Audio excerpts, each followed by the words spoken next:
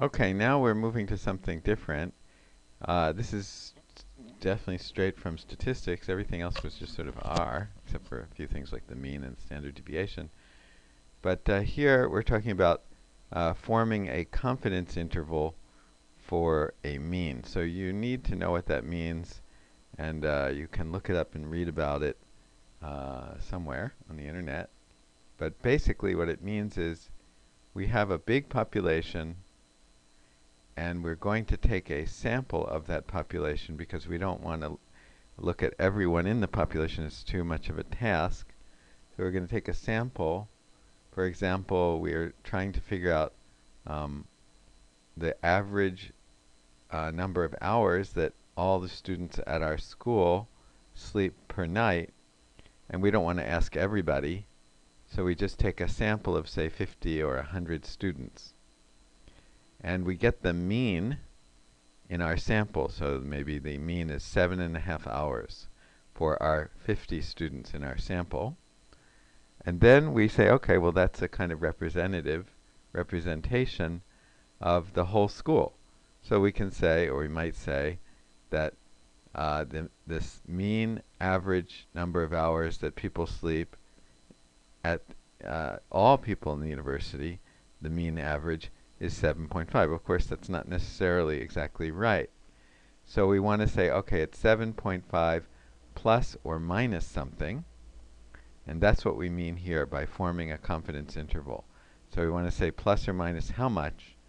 And we're going to say with 95% confidence, and that's you really have to study this to get that. But anyway, I'll just use that phrase. With 95% confidence, we can say that it's 7.5 plus or minus maybe a half hour or 45 minutes or something. So that's the kind of thing we're going to do now, forming a confidence interval for a mean. And in statistics, you learn that you can sort of do this all based on your sample. And when you do it all based on your sample, that is, the standard deviation is estimated, the standard deviation of the whole population, you're going to need that, and that is estimated by the standard deviation in your sample. In that case, we have to use, if you recall, something called the student t distribution. And so this whole thing is called a t-test. And this can be done quickly, and we're going to show that now. So let's suppose that we took a sample of 20 students,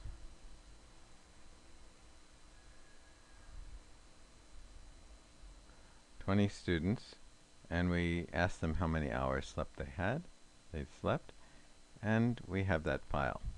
And I called it sample hours. So I'll try to read that file, and I'll use the file choose method to do that.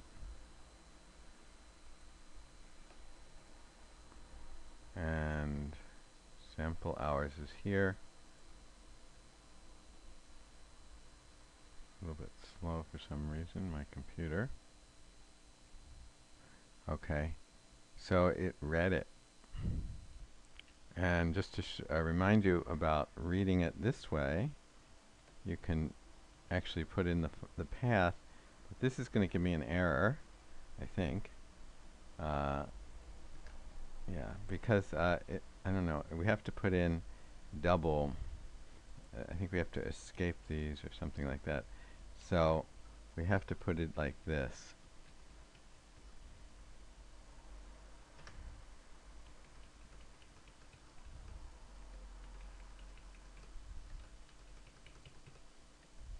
Now, it didn't work either.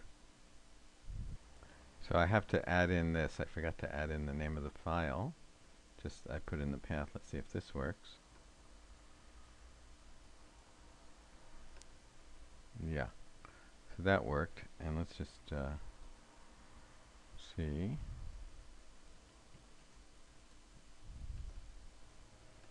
Yeah. So that worked. Hours slept. Right? So that's just another way to do it, right? We could have done it with the file choose, which somehow seems easier, but okay. So now we can do the so this is our sample of data, and from this we can calculate the mean of these 20. But that's a little bit different than saying that's the mean of all of the entire population. But this t-test will give us the results that we're looking for. So what we want to type in is just the t-test. It's just t.test and applied to this data. So we want that. Okay, and then we run that function. So here's the results for those of you who understand it. Let's see, what's it say? The t-value, remember that the larger the t-value,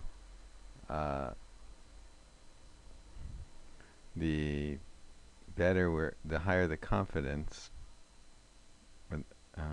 No, sorry, I shouldn't say the higher the confidence. The higher the confidence in the confidence interval, maybe I can say that. Okay, the degrees of freedom is 20 minus 1, so 19. P-value, the smaller that is, the better. The alternative hypothesis, the true mean is not equal to 0. Wait, is that what we're testing here? I guess that's the default hypothesis test. And so the mean is estimated to be 6.95, which is actually just exactly the mean of this set. But then the 95% confidence interval is given here. Okay? And we can also run this test, which just means we want to raise the confidence level to 0.99, which is going to widen this interval here. So let's see that. So now the interval is wider than it was before, right? Okay, so that's the t-test.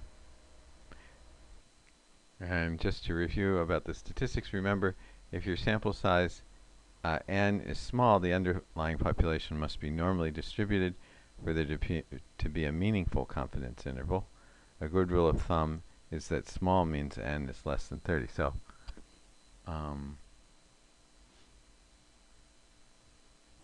So this estimate that we just made would only be really valid if the underlying population was normally distributed, because our sample size is small, because we only had 20 in our sample size.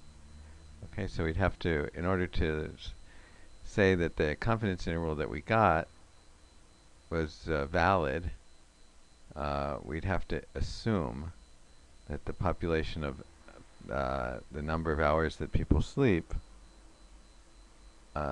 is normally distributed, which it might be. Okay.